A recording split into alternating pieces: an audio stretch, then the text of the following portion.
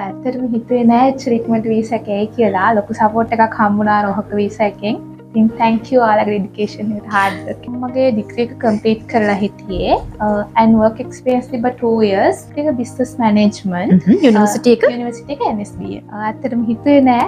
හැබැයි මට ඒකෝප එකක් හම්බලා තිබුණා. හරි. ස්කෝලර්ෂිප් එක ගැන කතා කරමු. ඔව් මට ස්කෝලර්ෂිප් එකක් හම්බුණා රුපීස් වලින් 5 lakhs වගේ. ඔයාට සක්සස්ෆුල් වගේ වීසා ග්‍රාන්ටඩ් කරගන්න පුළුවන්. මම රෙකමන්ඩ් කරනවා රෝහක එකට එන්න කියලා.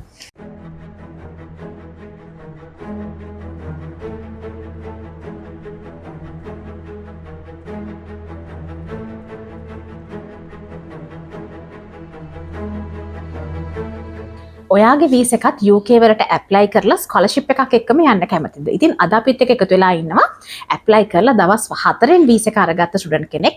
ස්කෝලර්ෂිප් එකක් එක්ක වගේම IELTS waiver off එකක් එක්කම. ඉතින් අපි බලමු මෙච්චර ඉක්මනට UK වීසා process එක කරලා දෙන්න මේ ස්ටුඩන්ට් වීසා එකේදී සීක්‍රට් එක මොකක්ද කියලා. Congratulations. Thank you. ඇප්ලයි කළා දවස් 4න් මිස්ගේ වීසා එක ආවා. කොහොමද මෙච්චර ඉක්මනට වීසා එක ගත්තේ? හිතුවද එච්චර ඉක්මනට එයි කියලා? ඇත්තටම හිතුවේ නෑ රික්මන්ට් වීසා එකයි කියලා. ලොකු සපෝට් එකක් හම්බුණා රෝහක වීසා එකෙන්. ඉතින් thank you ඔයාලගේ ඩෙඩිකේෂන් එකට hard work එකට. අපි මිස් thank you මිස්ටර් අපේ මිස්ගේ කමෙන්ට් එක ගොඩක් වටිනවා. අපි මේ බලන් ඉන්න අයට මිස්ගේ නම මතක් කරමු. මම ජයරි ජයසේනාරා. වයස කීයද UK ඇප්ලයි කරේ? 26යි. වයස 26යි. හරි. වයස 26න් UK වලට ඇප්ලයි කරලා තියෙනවා. මිස්ගේ ඇප්ලයි කරාද තිබ්බ ඇකඩමික් බෑග්ග්‍රවුන්ඩ් එක මොන වගේද? මම මගේ ඩිග්‍රී එක කම්ප්ලීට් කරලා හිටියේ and work experience තිබ්බ 2 years.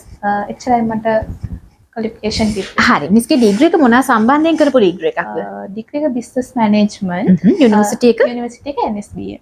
NSBM එකේ ඒක UK ඩිග්‍රී එකක්ද?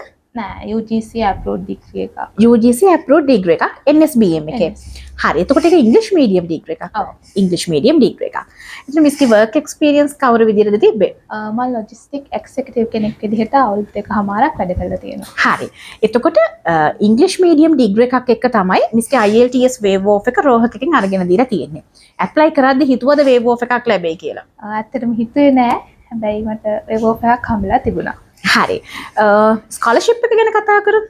ඔව් මට ස්කෝලර්ෂිප් එකක් හම්බුණා රුපීස් වලින් 5 lakhs වගේ. ඔව් එතකොට ඒක මට ලොකු සපෝට් එකක් වුණා ගිහිල්ලා ෆන්ඩ්ස් එක ඒ ටික මැනේජ් arrange කරගන්න. හරි. ඇප්ලයි කරන ප්‍රෝග්‍රෑම් එක යුනිවර්සිටි එකත් අපි මතක් කරමු. ඔව් මම ඇප්ලයි කරන්නේ University of Chester. ඇප්ලයි කරන්නේ MBA එකට. MBA එකකට. හරි. මේ process එකේදී කවුද මේක සක්සස් කරගන්න මේ වීසා එක අරගන්න මිස් සපෝට් කරේ?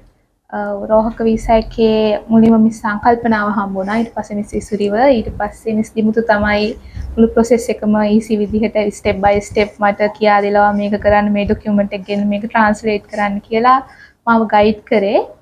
ඒක තමයි මට උදව් කරේ. ඉතින් හැමෝටම thanks කරනවා. හරි.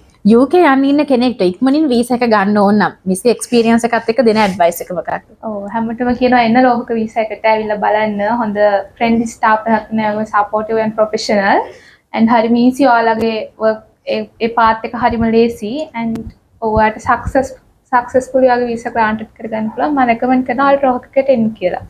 thank you miss. ඉතින් මිස්ගේ කමෙන්ට් එක ගොඩක් වටිනවා. මිස්ගේ ඊයේ තමයි වීසා එක ආවේ.